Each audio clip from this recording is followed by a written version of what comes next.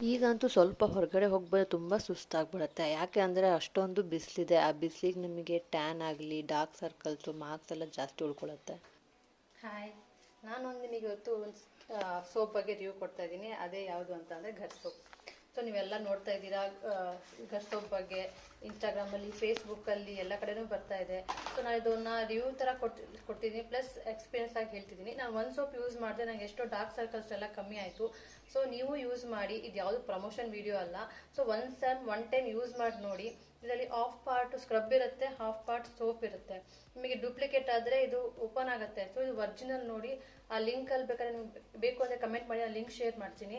ಈ ಸೋಪ್ ಮಾತ್ರ ತುಂಬ ಚೆನ್ನಾಗಿ ನನಗೂ ಪೋರ್ಸ್ ಆಗಿತ್ತು ಸ್ವಲ್ಪ ಚೀಕ್ಸ್ ಹತ್ರ ಎಲ್ಲ, ಹಂಗಾಗಿ ಅದು ಸ್ವಲ್ಪ ಕಮ್ಮಿ ಆಗಿದೆ. ಈವನ್ ಅಂಡರ್ ಆರ್ಮ್ಸು ಅವೆಲ್ಲ ಮಾರ್ಕ್ಸ್ ಎಲ್ಲ ಕಮ್ಮಿ ಆಗುತ್ತೆ. ನಾನು ಒಂದು ಸೋಪ್ ಯೂಸ್ ಮಾಡಿದ್ಮೇಲೆ ನಾನು ನೆಕ್ಸ್ಟ್ ರಿವ್ಯೂ ಕೊಡ್ತಾ ಇರೋದು ನಿಮಗೆ, ಮತ್ತೆ ಆರ್ಡರ್ ಮಾಡಿರೋದು.